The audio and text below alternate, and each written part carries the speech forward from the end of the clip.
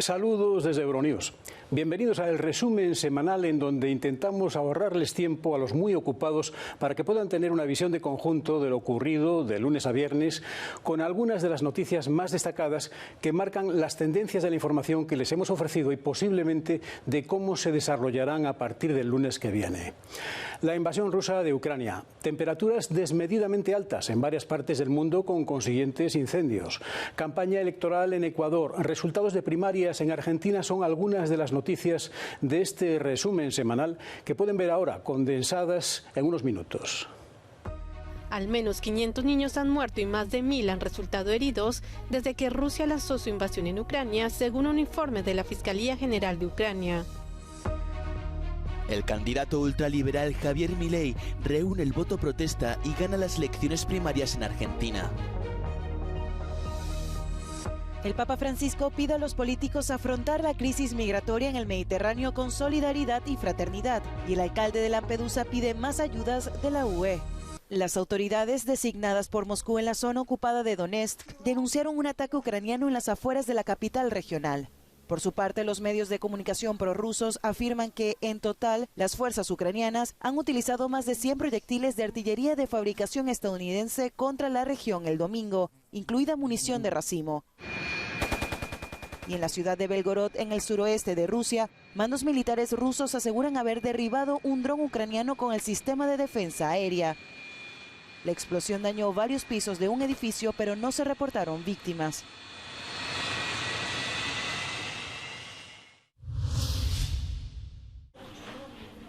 Al menos 500 niños han muerto y más de 1000 han resultado heridos desde que Rusia lanzó su invasión en Ucrania, según la Fiscalía General de Ucrania. Los funcionarios subrayaron que las cifras son incompletas debido a la dificultad de recopilar datos en las zonas ocupadas por las fuerzas rusas. Este domingo se informa que un bebé y un niño de 12 años murieron en bombardeos rusos en la región de Jersón.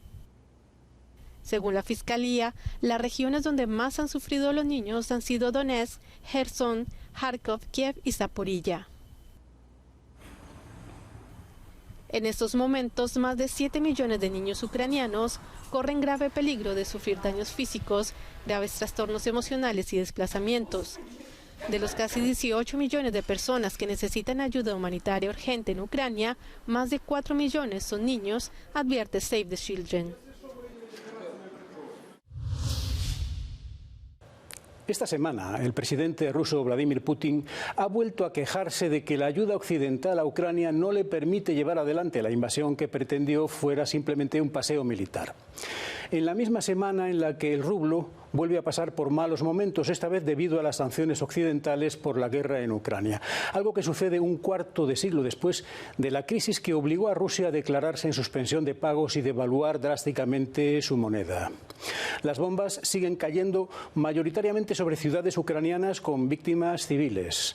El frente permanece estable con zonas de combate que ocasionalmente ceden tras combates sin que suponga cambios significativos en un estancamiento de desgaste. El ministro de Defensa de Ucrania, Dmytro Kuleba, se ha referido a que no hay cansancio posible cuando un país está en una situación de vida o muerte. Un ataque ruso con misiles provocó numerosos heridos y daños en varios edificios civiles en la región occidental ucraniana de Leópolis. El alcalde de la capital regional, Andriy Sadovyi, informó de que uno de los misiles alcanzó el patio de una guardería, hiriendo a 4 personas. Y en la vecina región de Volinia, específicamente en la ciudad de Lutsk, 3 civiles murieron por el impacto de un misil ruso y otros resultaron heridos, según informó el gobernador de la región. Además, este lunes, el presidente ucraniano Volodymyr Zelensky visitó el cuartel general de las brigadas que llevan a cabo operaciones ofensivas dentro del Grupo Táctico Operativo Solidar, en la región de Donetsk. En la línea del frente, Ucrania reivindicó algunos avances en el este y el sur, pequeños pasos en su contraofensiva lanzada hace 2 meses para liberar estos territorios ocupados por Rusia. Asimismo, equipos de la Cruz Roja ucraniana evacuaron a civiles que vivían en asentamientos y pueblos cercanos a la línea del frente nororiental, donde Rusia ha intensificado recientemente los ataques en medio de una renovada ofensiva en esa dirección. Liberar a Ucrania cueste lo que cueste. El ministro de Asuntos Exteriores de Ucrania, Dmytro Kuleba, tiene claro cuál es el objetivo de la contraofensiva. pero admite que los continuos combates en el frente de batalla están generando fatiga. Todos estamos cansados, afirma Kuleba, pero asegura que lo que está en juego es demasiado importante como para permitir que el cansancio determine sus decisiones. Nuestro objetivo es la victoria. Victoria en forma de liberación de nuestros territorios dentro de las fronteras de 1991. Y no nos importa cuánto tiempo nos lleve. Mientras el pueblo ucraniano comparta este objetivo, el gobierno ucraniano caminará de la mano de su propio pueblo.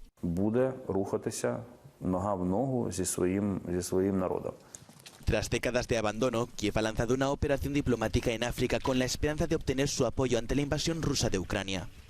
El jefe de la diplomacia ucraniana quiere reducir el control de Moscú sobre el continente, basados, según él, en la coacción, la corrupción y el miedo. Kuleba también asegura que no siente la presión de los aliados occidentales de acelerar la contraofensiva, pero insiste en la necesidad de más armamento hasta derrotar al enemigo.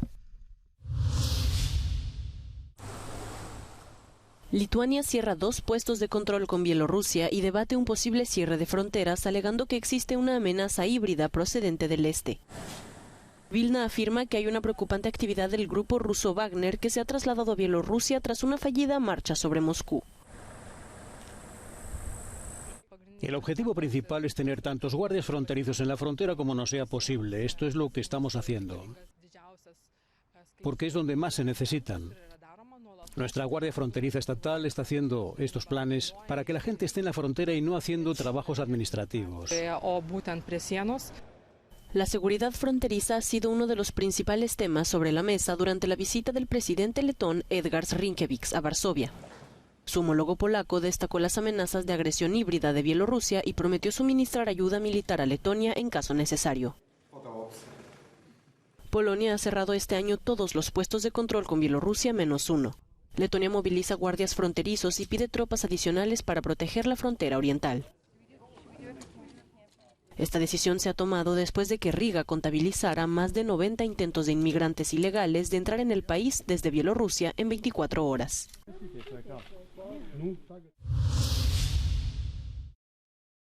Este atril vacío del candidato asesinado, Fernando Villavicencio, marcó el debate electoral de las elecciones presidenciales de Ecuador. Un debate donde la confrontación estuvo ausente y transcurrió con énfasis en la mayor parte de los candidatos en la seguridad y en una política de mano dura contra la delincuencia. Finalmente, para evitar problemas legales con las candidaturas, el movimiento político de centro-derecha Construye designó al periodista Cristian Zurita, amigo de Villavicencio, para que lo sustituya en la papeleta electoral. En medio de grandes medidas de seguridad, Zurita, junto a la candidata a la vicepresidencia Andrea González, evocó la posibilidad de que su candidatura fuera rechazada. Y estamos esperando a la organización política que se atreva a impugnar nuestra candidatura para saber de qué lado están, si están en el lado de las mafias o están en el lado de los buenos. La actual favorita en las encuestas es la candidata de izquierda Luisa González, del movimiento Revolución Ciudadana, del expresidente Rafael Correa, actualmente en el exilio en Bélgica. Lo más doloroso es que haya un candidato que haya sido asesinado y que hayan, sobre todo, circunstancias muy extrañas y muy oscuras en torno a la muerte del señor Fernando Villavicencio. El asesinato de Villavicencio ha puesto el aumento de la violencia en el país los últimos 3 años como asunto prioritario en las elecciones del domingo que viene.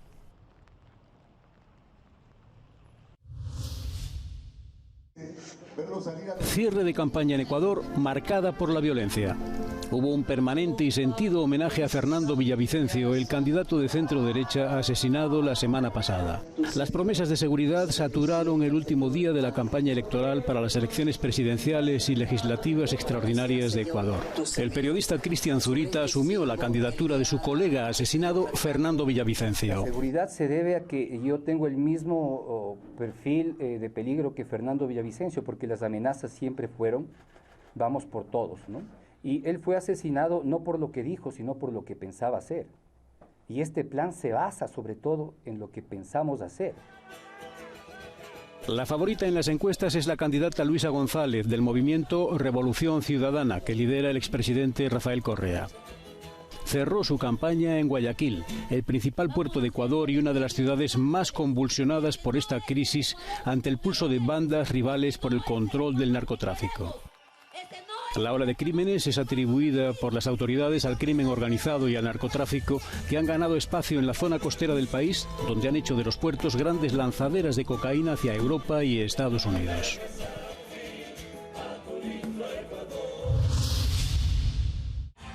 Argentina sorprende en las primarias y vota al candidato que mejor ha captado el descontento social por el malestar económico, Javier Milei.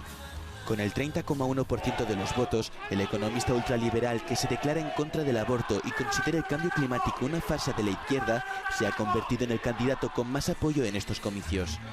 La exministra de Seguridad de la Nación, Patricia Bullrich, obtiene el 17% de los votos y, sumados al del resto de miembros de su coalición Juntos por el Cambio, queda en segundo lugar con el 28,3%.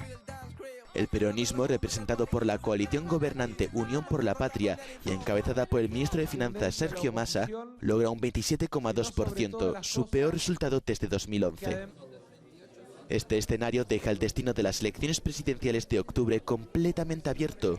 Los argentinos decidirán entre tres candidatos que poseen opiniones muy diferentes de cómo mejorar una economía marcada por una inflación que ronda el 120% interanual.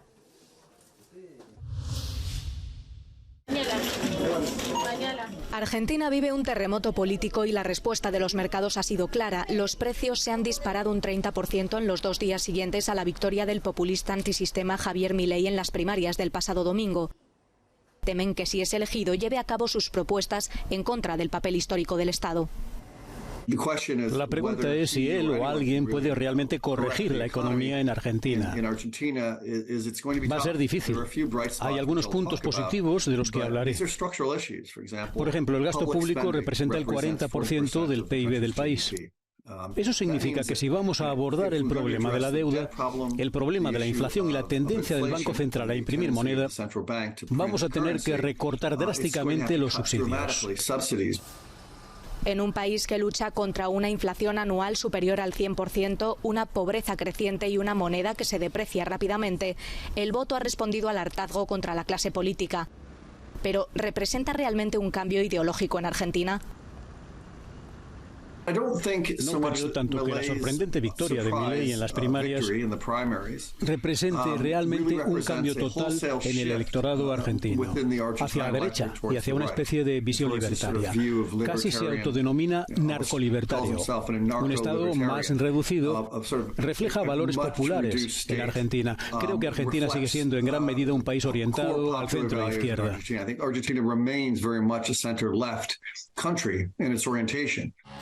La corrupción y la falta de renovación de la clase política ha tenido consecuencias en toda la región. Las hemos visto en Estados Unidos, Brasil y buena parte de América Latina. Ante su sensación de inseguridad, la población busca alternativas extremas. Hay una sensación de que no ha habido renovación política, de que los políticos no rinden cuentas, pero también la sensación de profunda inseguridad económica que impulsa esto. En una encuesta realizada en América Latina por la Universidad de Vanderbilt, más del 80% de los encuestados creían que la mitad o más de sus políticos eran corruptos. Cuando la gente no confía en sus políticos, cuando no confían en sus instituciones, buscan respuestas extremas fuera del sistema. El gobierno de Daniel Ortega acusa de terrorismo a una universidad jesuita. La Universidad Centroamericana de Nicaragua suspendió actividades este miércoles después de que un tribunal confiscara sus bienes y cuentas bancarias tras acusarla de ser un centro de terrorismo. El inicio de clases del segundo semestre del año estaba previsto para el lunes que viene. 5.000 estudiantes están matriculados en la misma universidad en la que el presidente Ortega estudió Derecho. Desde la ONU a organizaciones de derechos humanos de todo el mundo han condenado el cierre de la Universidad de los Jesuitas en Nicaragua. El gobierno y la justicia nicaragüense han cerrado una veintena de universidades privadas desde que endurecieron las leyes en 2021. Recientemente, 2 universidades del Arzobispado de Managua, así como unas 3.000 organizaciones no gubernamentales. El gobierno de Ortega mantiene una conflictiva relación también con la Iglesia Católica. El obispo Rolando Álvarez está encarcelado desde agosto del año pasado, condenado a 26 años de cárcel. Nicaragua atraviesa una crisis política y social desde la represión gubernamental de las protestas de 2018 que dejaron más de 300 muertos. Crisis que se acentuó tras las cuestionadas elecciones generales de noviembre de 2021, en las que Ortega fue reelegido para un quinto mandato después de haber encarcelado a sus principales adversarios. Amantes de la paz. Varias familias de un barrio de Puerto Príncipe han tenido que huir con las pocas pertenencias que pudieron llevar a mano por la violencia de las bandas criminales. Las bandas controlan cerca del 80% de Puerto Príncipe y los secuestros, violaciones, robos y asesinatos se han convertido en una amenaza diaria. Como han visto, las bandas han quemado nuestras casas, han quemado todas nuestras pertenencias. No podemos avanzar. Hemos perdido a los policías que nos ayuden. Los jóvenes que nos ayudaban por la noche, que eran anémicos, han muerto. Están chapoteando en su propia sangre. Hay muertos ahí arriba. Nadie puede ir a buscarlos. Ni siquiera podemos llevar al hospital a los heridos de bala. ¿Quién puede llevarlos? Si llevas a alguien herido de bala al hospital, te arriesgas a que tú también termines herido. El secretario general de la ONU y el primer ministro haitiano llevan meses pidiendo una intervención internacional. Kenia ofreció 1.000 agentes y Bahamas y Jamaica también han hecho su oferta. Estados Unidos dijo que presentará una resolución a la ONU para autorizar una intervención de Kenia, pero sin detallar una fecha concreta. El presidente derrocado de Níger, Mohamed Bazoum, será juzgado por alta traición. La junta militar que tomó el poder por la fuerza el pasado 26 de julio dijo que posee las pruebas para procesar ante las autoridades competentes nacionales e internacionales al depuesto presidente y sus cómplices locales y extranjeros. Esta noticia llega al mismo día en el que la junta militar dijo que estaba abierta a explorar la vía de la diplomacia y la paz con el fin de resolver la crisis. Y es que desde que comenzó el conflicto, la Comunidad Económica de los Estados de África Occidental ha impuesto severas sanciones sobre Níger y ha amenazado con llegar a intervenir militarmente. La CEDEAO asegura que su posición es la de resolver el conflicto mediante el diálogo, pero el presidente de Costa de Marfil declaró que sería posible intervenir lo antes posible. La situación del presidente tiene en alerta a la comunidad internacional. Los militares dicen que un médico le visita a diario, pero Bazoum ha dicho a los medios que es un rehén, y sus cercanos advierten de que los militares han amenazado con atacarlo si se produce una intervención militar. 2 años después de la llegada de los talibanes al poder en Afganistán, la necesidad de ayuda humanitaria en todo el país se ha disparado. Sin embargo, la falta de financiación es el mayor obstáculo para mantener y ampliar la respuesta humanitaria, algo que pone en peligro a la población necesitada de ayuda. Hablamos de 28,8 millones de necesitados en Afganistán y también de un 60% más que en 2021. Y ahora posee el nivel de necesidad más alto del mundo. El principal problema actual es la financiación. Así que lo que realmente necesitamos, además de la ayuda humanitaria, es ayuda al desarrollo y un compromiso a largo plazo para poder encauzar la economía de Afganistán por el buen camino. La ONU está extremadamente preocupada por la situación de las mujeres en Afganistán, que sigue deteriorándose día a día. Las mujeres son víctimas de violencia sexual, psicológica, económica y administrativa. Su libertad de movimiento está limitada. No se les permite estudiar ni trabajar, ni siquiera para organizaciones humanitarias como las agencias de la ONU en el país, lo cual socava los esfuerzos de ayuda. Esto tiene un impacto catastrófico porque, de hecho, las mujeres fueron en gran medida los miembros operativos de las ONG que ayudaban a la población.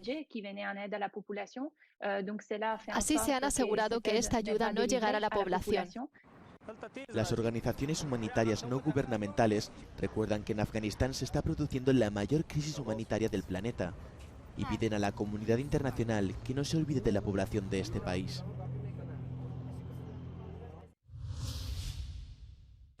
Nos hemos acostumbrado tanto a que las olas de calor batan récords que a veces ni reparamos en las consecuencias que causan incluso en la producción de electricidad.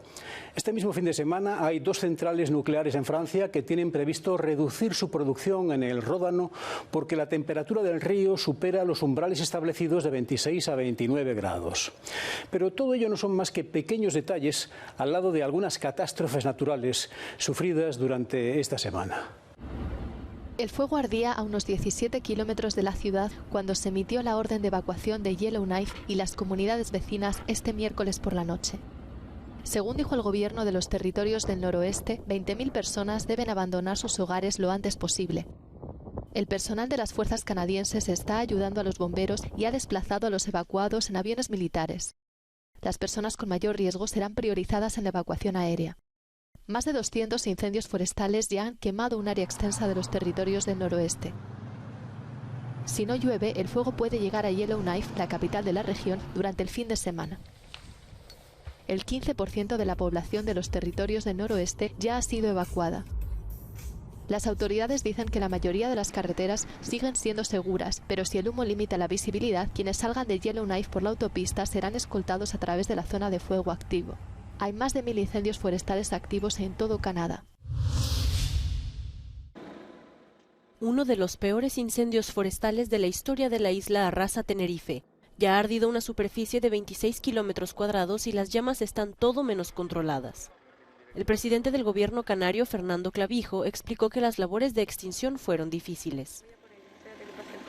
Las labores y las operaciones que se han tenido que hacer a lo largo de la noche con muchas dificultades y mucha complejidad. Este probablemente sea el incendio más complejo que hemos tenido en Canarias, si no de siempre, al menos de los últimos 40 años.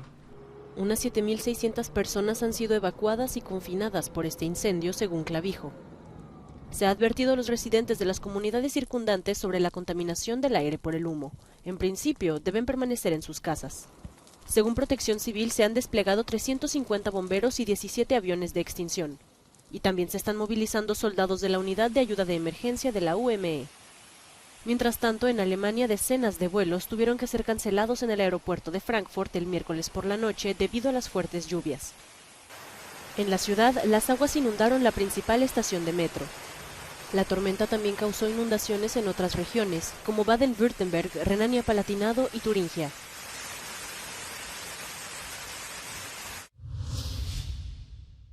Ya son más de 90 las víctimas mortales que ha dejado el incendio de Hawái, convirtiéndose en el más mortífero de la historia de Estados Unidos en el último siglo. Las autoridades aseguran que la cifra podría aumentar y que se están esforzando por encontrar a los cientos de desaparecidos. Las infraestructuras no dan abasto. No está claro cómo las morgues van a dar cabida al número de víctimas, teniendo en cuenta que solo hay un hospital y 3 tanatorios. Las llamas han destruido o afectado a más de 2.700 inmuebles en la región occidental de la isla de Maui, en su mayoría residencias locales, por lo que ahora la prioridad de los voluntarios de las ONG es asistir y dar cobijo a los miles de desplazados. This is my house right now. This is my house. Okay, I've got waters, I've got ice and Gatorade. I've got foodstuffs. Not a lot now, but I do have enough to survive on. El Servicio Meteorológico Nacional dijo que el huracán Dora es en parte responsable de la propagación de las llamas. Aún así, ya se ha puesto en marcha varias investigaciones para descubrir por qué no hubo sirenas que alertaran a la gente en peligro, o por qué la compañía eléctrica local no cortó la corriente antes. Over time, we'll be able to figure out if we could have better protected people. That's why we're reviewing everything. And we want to do that in a very open and transparent way. But it was complicated by the fact that there were multiple fires across this beautiful island at the same time.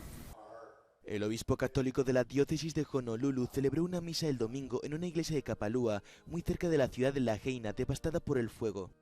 El presidente de Estados Unidos dijo el domingo que estaba estudiando la posibilidad de visitar la isla.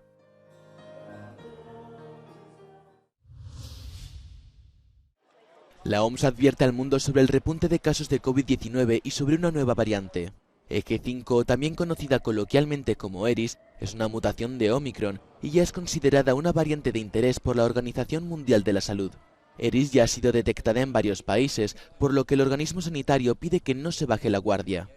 Los avances que hicieron a través de todos estos aspectos, vigilancia, atención clínica, prevención de infecciones, control, todo lo que hicieron por la COVID-19 es una inversión para el futuro. Así que desmantelar esos sistemas es una medida con poca perspectiva. La OMS alerta de un aumento del 80% de los casos de COVID en todo el mundo entre el 10 de julio y el 6 de agosto en comparación con los 28 días anteriores. Algo que podría deberse al calor y al aumento de la actividad social del verano. En los meses de invierno la gente pasa más tiempo en el interior y en verano la gente pasa también más tiempo en el interior, pero también por el aire acondicionado. Este virus se aprovechará. La Organización Mundial de la Salud confirma que esta variante es más transmisible y puede evadir la inmunidad. Aún así, esta no provoca una enfermedad más grave que otras variantes. El gobierno de Alemania confirmó su aprobación de un innovador proyecto de ley sobre el uso recreativo del cannabis. Esta decisión no solo prepara el terreno para una posible legalización, sino que también va acompañada de una campaña dirigida a educar a los jóvenes sobre el consumo responsable, según las autoridades. El consumo de cannabis va en aumento. Desgraciadamente, esto también afecta a niños y jóvenes, adultos jóvenes. Esto significa que el aumento del consumo se está produciendo actualmente sin que haya una respuesta a ello. Queremos limitar el consumo y hacerlo más seguro, especialmente para los niños y los jóvenes, pero no queremos expandirlo. La próxima legislación está a la espera de la votación parlamentaria. Con ella, los mayores de 18 años podrán comprar y tener en su poder hasta 25 gramos de cannabis. Por ahora, el cannabis en Alemania puede producirse legalmente y utilizarse para necesidades médicas limitadas. El proyecto de ley propuesto podría situar al país a la vanguardia de las legislaciones sobre drogas en Europa, junto con Malta y Luxemburgo, donde el cannabis recreativo se legalizó en 2021 y 2023, respectivamente. Inglaterra y España se enfrentarán en la final de la Copa Mundial Femenina 2023 este domingo en Sydney. Aunque las leonas se encaminan a su segunda final consecutiva de un gran torneo tras la Eurocopa 2022, ambos equipos competirán por su primer título mundial. Sea cual sea el resultado, Europa tiene garantizado el fin de su sequía de 16 años en la Copa Mundial Femenina que Alemania conquistó en 2007. Desde Sydney, nuestro enviado especial Sam Ashu nos cuenta más. No fue la final soñada por los locales, pero sigue habiendo mucho interés antes de la gran cita del fútbol femenino. Para Inglaterra y España este es un territorio desconocido. Ninguna de las dos selecciones había llegado antes a esta fase de la competición. La Roja ha tenido problemas fuera del campo, mientras que las Leonas quieren dar un paso más tras su victoria de la Eurocopa del verano pasado. 80.000 aficionados acudirán al Estadio Australia para presenciar el encuentro. En cualquier caso, serán testigos de la historia del fútbol. Hasta aquí hemos llegado en el resumen semanal. Las novedades en nuestro canal de televisión, que pueden ver también en la emisión en directo en YouTube. Les dejamos ahora con una selección de nuestros No Comments. Muchas gracias por acompañarnos.